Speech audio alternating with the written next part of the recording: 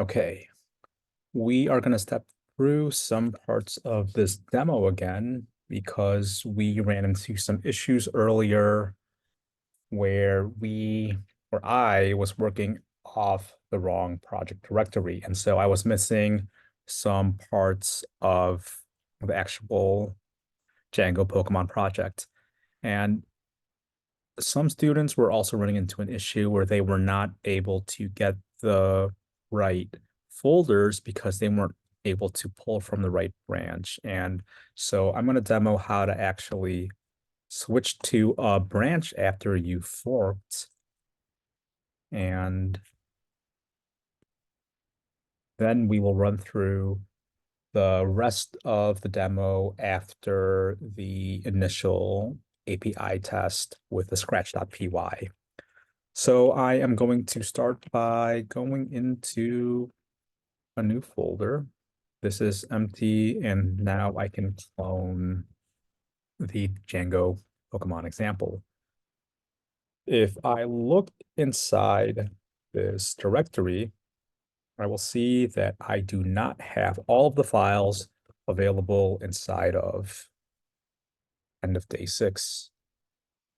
So what I need to do is fetch. I need to fetch from, well, before I fetch, let me show you that I have my remote set to this repository.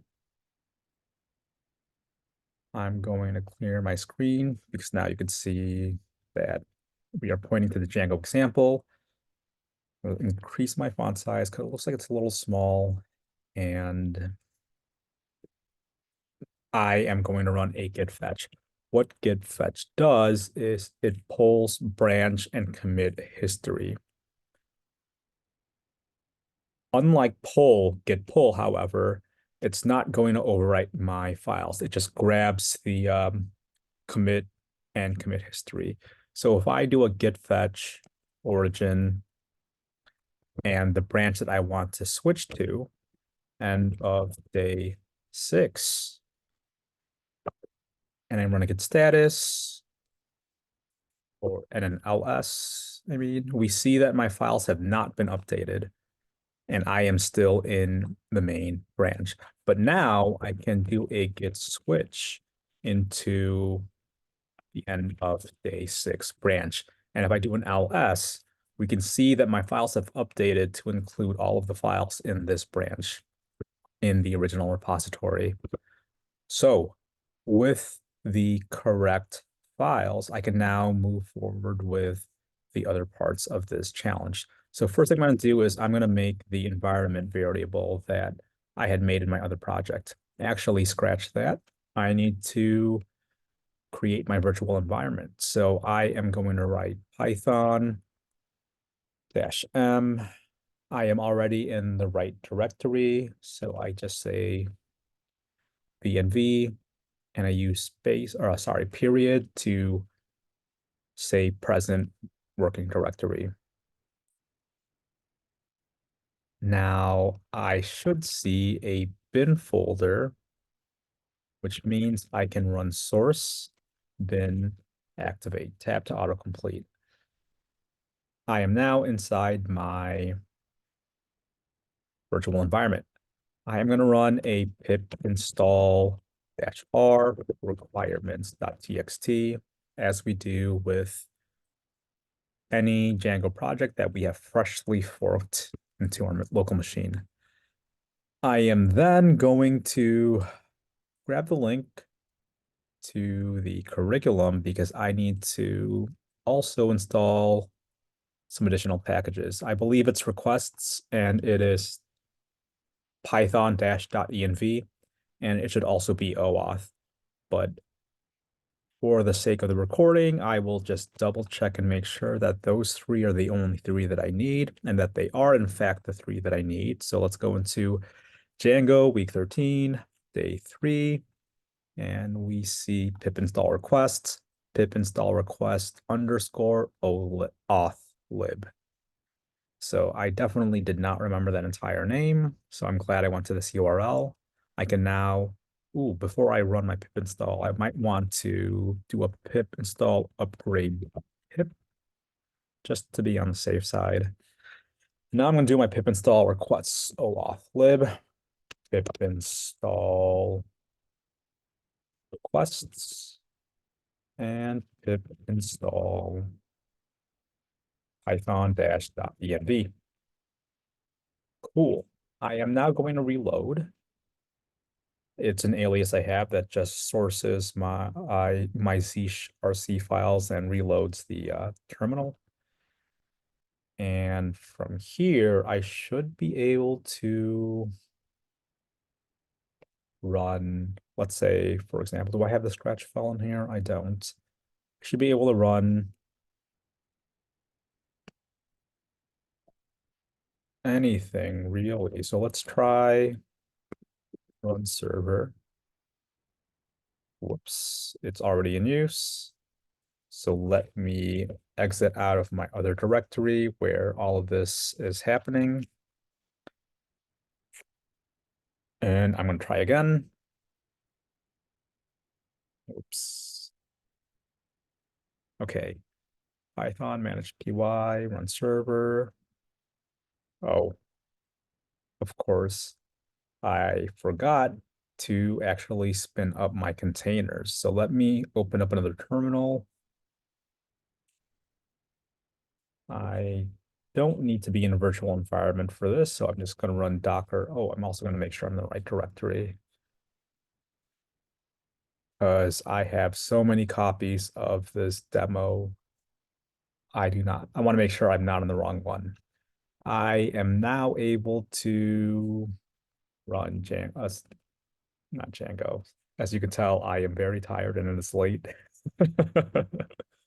But I will power through. So we are running Docker compose up. And now we can run Python manage.py, run server. And if we look, we see our beautiful Django server. So let's look at our API v1 route for Pokemon. We see that it works. Let's now go back to our project. We are going to just copy over some files because a lot of these files and the README should have enough notes and descriptions for you to understand what's happening at every step.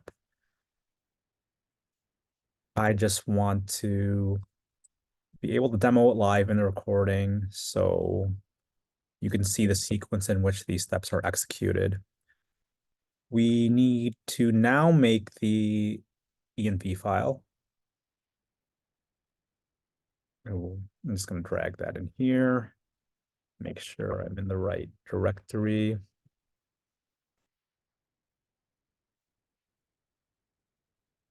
Yep, this should be it.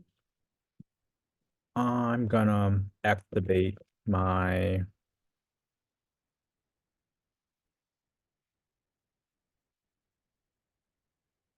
virtual environment.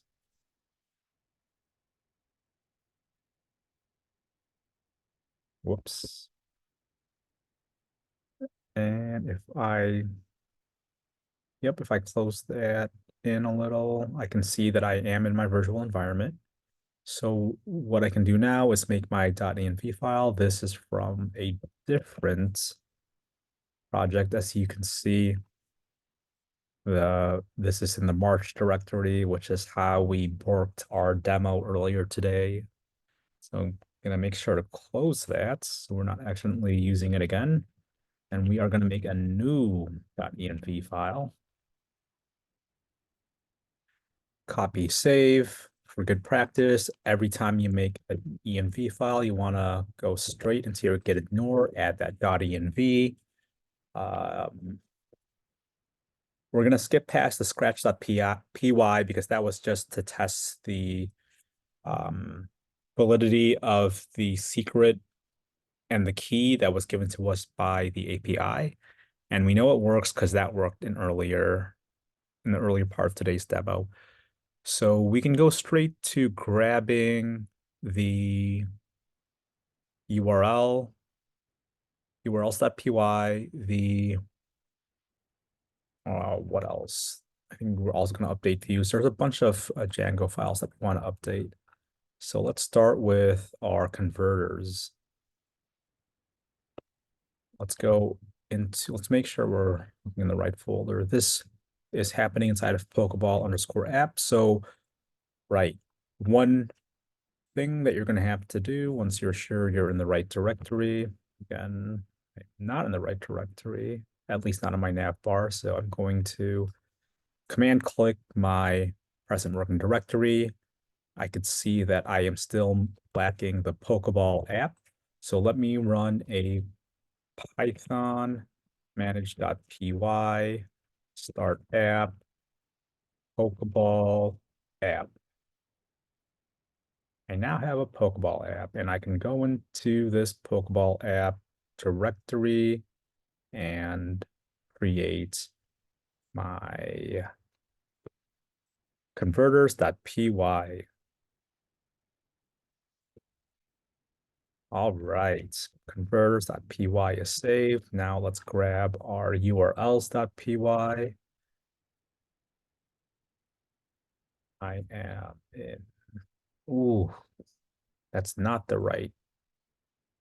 Yep, that is not the right folder. I'm going to zoom out a bit, sorry, because it's really throwing me off. I'm also in the wrong folder again, aren't I? Yikes. So let me command click my path again. I really should just start deleting a lot of these. There we go. We are in converters. We were updating URLs, which actually doesn't exist, so we got to create URLs.